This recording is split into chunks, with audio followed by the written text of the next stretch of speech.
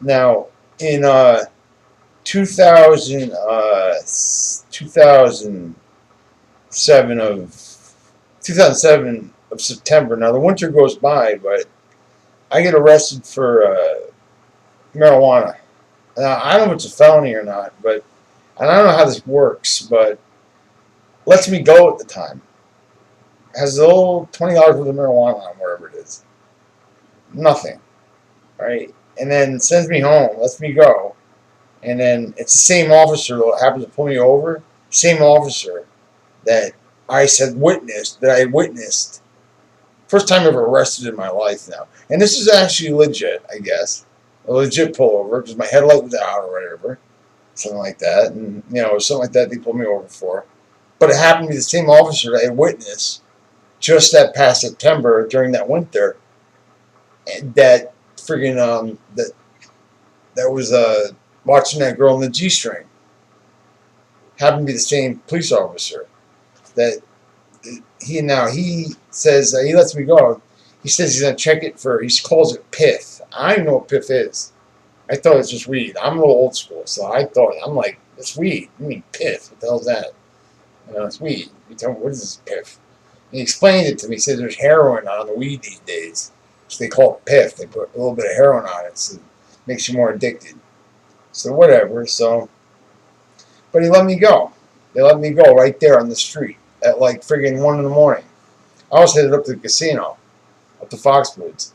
But as and then he arrests me for, he comes to my house 2 weeks later and arrests me for a felony charge. I guess so they could check it with the lab.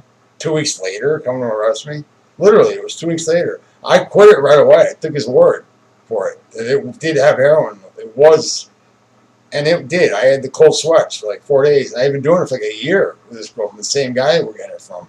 It wasn't me that originally got it from her. I always got it from Jamaicans. They're all natural people. I had no idea that this shit was out there. I had no idea anything. I quit right away when I heard it. I was angry, actually, at the person who sold it to me. Actually, I would have given them up at the moment. I really would have. I mean, I wanted to. I would have. And he even lived near here. I didn't care about this guy. I didn't even know him. I really didn't even see him much. My girlfriend had been seeing him.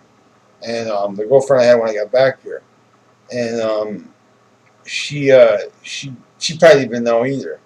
So, she ended up being into some more shit than I was, a lot heavier shit than I was. She did a lot heavier shit. I've always liked maybe some weed and a few beers, maybe a couple of beers, not even maybe 2 or 3 beers, and just a little buzz maybe. I don't need much more than that. I really don't smoke too much weed when I smoke. Well, I don't smoke a ton of it. I like sports. I like doing shit, staying busy. That's me. I'm a busybody. I can't stand sitting around the house staring at a wall. Anyway, go back to 2007, and now that ends it with that seeing the officer, and we get arrested there. All right, so I go to court, I get probation, whatever. Next thing I know, I'm arrested again. I break probation by getting arrested again. Some bullshit. I'm like outside of Tiger Showman's when it was by the CVS at the Ridgeway Shopping Center in Stanford. And I get arrested there for giving the finger or something like that. I was in my car, windows up. I was listening to some music. A song was on that was just finishing up on my stereo. It was on the radio. Factory Installed Stereo. I'm just getting kind of jiggy with it. Snap my fingers down to the music. Just try to finish up the song, finish up listening to it. And then go inside to the CVS and buy some cigarettes. This is when they still sold cigarettes. And suddenly, coming out of the store with my receipt, there's 2 cops chasing me down as I'm walking over to the pizza place to get some pizza. I want to try it out. And they're arresting me. I get down to the police station. They tell me, they ask me, how much is in your pocket for the bail? How much is my pocket? I pull it out. I counted out like 40 some odd dollars that day. I remember. I don't forget this kind of shit. I counted out like $40, maybe $50. That's all I had. Cash, That's good enough. I'll take it. At the police station. I didn't know how that's worked. I thought that's how it worked. I never got arrested once in my life. Really, where there was a bail. The first time I got arrested, there was no bail. With the marijuana, there was no bail. This time there was a bail. Where'd the cash go? I don't know. I made it to court. I did what I had to do in the court. So I don't know where the bail went. That 40, $50 is gone. Went in one of their pockets, I think. So I probably. Same with police. We don't know about them. We know how they are. The police are all around here. I mean, around here, basically, how do you want to find a bad police officer, a bad cop? All you gotta do is call the police station. Don't matter really who answers, does it? It's just a joke. And you take it, fool. Anyway,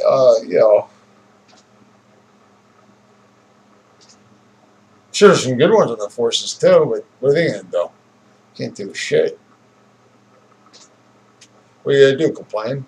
To who? Write a post-it note. Give them a ticket, right? Put on a post-it note. A memo.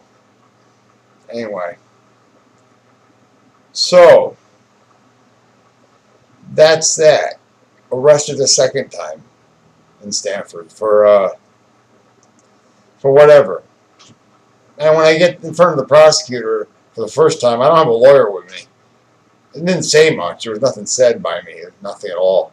But when we walked out, I asked them, what were the charges anyway? I was never told. They didn't tell me charges. They didn't read my rights, my Miranda rights, none of that. But,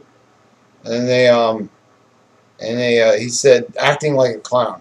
That was the charges. I was arrested for acting like a clown. So I said, well, I guess I didn't know acting like a clown was against the law. He just walked away. Anyway, that was the second time. Broke probation for that one. I don't know what they added to it besides just whatever I did. I don't know, breach of peace, disorderly conduct. That's about all it was. Most of the times I was arrested, that's all it was. I don't know what the hell they're coming up with all this shit. That's all it is. It's bullshit. So I've been arrested 10 times in Stanford over 10 years. Never got me in jail because it was all bullshit. A lot of it was just tossed out. So we'll go on from here, all right? Let's see. Next time, I'm trying to jog my memory as I go here. I don't have this all written down. I don't have a prepared speech. So bear with me as I'm trying to remember this and take you back and forth in time. But now 2007, all right, that happens over the winter. Now I'm on probation for that. I broke the first probation. All right, I'm still on probation another 2 years, just like the last time. And the first probation, actually, my first probation, the way I think about it, it did end. It ended early termination, because the probation officer thought I was such a good guy compared to the police, right? That's what the probation officer thought. Then you get back into, they go back to, I get into 2008. This is the year my mother kills herself. From January through 2008 through July 2007, I called the Greenwich Police at least 7 times, 8 times, almost once a month, practically once a month, leading up to her suicide. She'd always talked about it to me, but I never suspected her of actually doing it up until then. That's when I started calling. I mean, my whole life, I'm 49 now. She was 65. She'd always talked about it to me. She always told me about it. She always ordered her pills. She always took Prozac. She always had depression. I knew all about that. Of course I did. I'm her son. My parents were divorced. She shared everything with me. She shared things with me that she wouldn't share with anyone else in the world. She had no one else to. You understand? Just me. I was there for her. And she was there for me in a lot of ways. More than anybody else has ever been there for me. More than anybody else in the world was ever there for me. Anyway, I called them 7 times. I even called the crisis team, the boys' crisis team hotline, to get them to go over and talk to her. But no one figured it out but me. No one. Not family, no one. No one was helping me. No one. And she did it in 2008, August 8th, 2008. 2008.